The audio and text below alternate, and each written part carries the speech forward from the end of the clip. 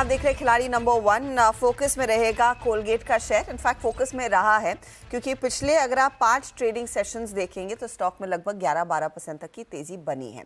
आज थोड़ा सा शांत है। हालांकि इस बीच कंपनी की एक एनालिस्ट मीट हुई, वहां पर आगे का आउटलुक आया, ओवरऑल मार्केट को लेकर क्या कंपनी के प्लान्स हैं, ये सब का खुलासा हुआ है। मंगलम इस सेक्टर को क्लोजली ट्रैक करते हैं। मंगलम, स्टॉक तो एकदम चला है, अब बताइए इसकी ये और स्माइल बढ़ाएगा या नहीं? मुझे स्माइल से इतना डर नहीं है, नियर टर्म में हिडन कैविटीज हैं उसका डर थोड़ा ज़्यादा है। स्टॉक भले ही आपने जैसे कहा कि पिछले 7 दिनों में 10% चल चुका है, फिर भी 52 वीक हाई से अभी भी 20-22% नीचे ही है और नियर टर्म में प्रॉब्लम है। नियर टर्म में प्रॉब्लम ये है कि याद है हम बात कर रहे थे कि अर्बन डिमांड थोड़ी सी स्लो है, रूरल अच्छी है।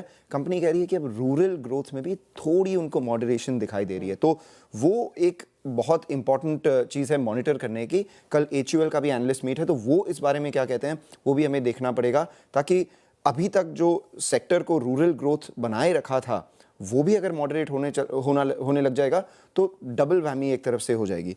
दूसरी चीज़, पिछले साल कंपनी के जो मार्जिन्स थे, एबिटा मार्जिन्स और ग्रॉस मार्जिन्स, वो रिकॉर्ड हाई पर थे। कंपनी ने कहा था कि वो अनॉमली है और वो आगे जाके कम होने ही वाले हैं। तो आगे जाके अगर ग्रोथ में कोई प्रॉब्लम है और मार्जिन्स भी कम हो रही है तो फिर आप कैसे जस्टिफाई करेंगे इस प्राइस को या इस चीज़ को? तो वो ही स्टॉक ने ऑलरेडी प्राइस कर चुका है 20% गिर के, और आगे जाके अब तक पिछले 3 या 4 क्वार्टर में जो ग्रोथ है वो वॉल्यूम से आई थी। 80% of the revenue growth came in from volumes, rest was price. इस बार कंपनी कह रही है कि वो थोड़ा और बैलेंस हो जाएगा। इसका मतलब ये है कि अगर 10% ग्रोथ कर रही है तो हो सकता है 5% वॉल्यूम और 5% प्राइस होता है। दैट मीन्स वॉल्यूम ग्रोथ भी आगे जाके थोड़ी मॉडरेट हो जाएगी, जिसका कंट्रीब्यूशन प्राइस ग्रोथ से आएगा। तो ये नियर टर्म में हिडन कैविटी है, बट लॉन्ग टर्म में स्माइल बरकरार है। और उसकी रीज़न ये है कि पिछले साल जिस रेट से इंडस्ट्री ग्रो की थी उस रेट से कोलगेट ग्रो 1.5 टाइम्स। इस फर्स्ट हाफ में ही company has grown more than 2.5 times peers. तो मार्केट शेयर बरकरार है, भले ही मार्केट नीचे हो रहा है बट कोलगेट अपना मार्केट शेयर बढ़ा रही है। और प्रीमियम पोर्टफोलियो बाकी सब के कंपैरिजन में 3 गुना तेजी से बढ़ रहा है, तो वो भी मार्जिन एक्रीटिव है। तो ये सारी चीज़ें अच्छी है और कंपनी कह रही है कि जितना हम इंडियंस ब्रश करते हैं उससे ज़्यादा ब्रश करने की हमें ज़रूरत है, उससे साथ में प्रीमियम प्रोडक्ट्स ज़्यादा हमें ख़रीदने की ज़रूरत है। और वो जो टूथब्रश है, याद कीजिए कोलगेट सिर्फ टूथपेस्ट नहीं टूथब्रश भी बनाता है, तो वो भी उन्हें आगे जाके ग्रो करना है। और अगर कंपनी का नाम देखें तो it is Colgate Palmolive. Palmolive तो less than 5-7% of their sales है, वो भी उन्हें ग्रो करना है। तो ये लॉन्ग टर्म ड्राइवर्स हैं। लॉन्ग टर्म में स्माइल बरकरार है, नियर टर्म में हो सकता है थोड़ी सी हिचकिचाहट, थोड़ा सा दिक्कत हो सकता है। अच्छा मंगलम, अब क्योंकि आप आए हैं तो मैं एक चीज़ आपसे पूछना चाह रही हूँ, ये अर्बन वर्सेस रूरल बदला क्या है? क्या अर्बन इंडिया में ज़्यादा दूसरे विकल्प मिल रहे हैं जो D2C ब्रांड्स हैं, इसीलिए वो स्लो डाउन है, या फिर कुछ और है? 3-4 चीज़ें हैं। अगर आप देखें तो urban accounts for 65%, 2/3 FMCG sector का सेल्स अकाउंट करता है और 1/3 FMCG का वॉल्यूम अकाउंट करता है। पिछले 3-4 सालों में अगर आप देखें तो 2-4 चीज़ें हुई है अर्बन में। सबसे पहले तो ई-कॉमर्स और क्विक कॉमर्स बढ़ गया है, तो उस वजह से जो ऑफलाइन डीलर्स हैं उनके पास काफ़ी स्टॉक रह गया था, तो वो प्राइमरी सेल्स नहीं कर रहे थे। जो कंपनीज रिपोर्ट करते हैं वो डिस्ट्रीब्यूटर को और होलसेलर को कितना बेचते हैं वो रिपोर्ट करते हैं। बट अगर मेरे पास ये ऑलरेडी इन्वेंट्री है तो मैं नहीं लूँगा। दूसरी बात, क्विक कॉमर्स और ई-कॉमर्स बढ़ा भले ही है पर वो 5 से 6% का ही उनका कंट्रीब्यूशन है ओवरऑल, तो वो ग्रोथ में दिख नहीं रहा है।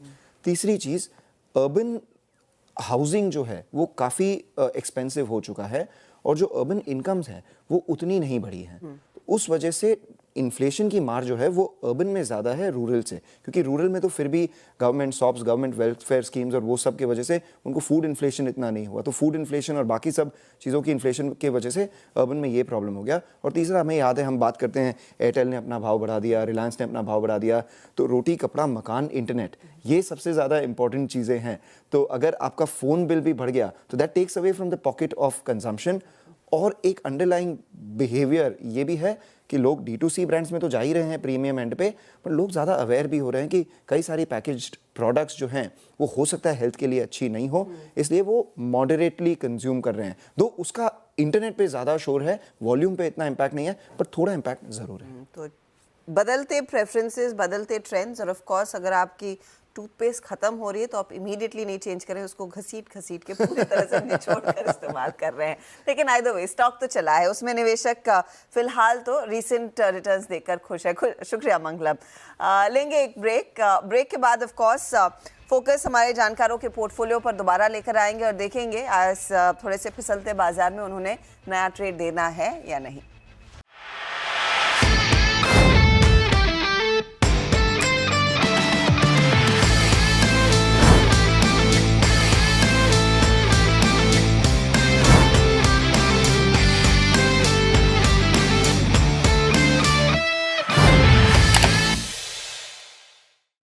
बता दें कि मनी कंट्रोल पर दिए गए विचार एक्सपर्ट्स के अपने निजी विचार होते हैं।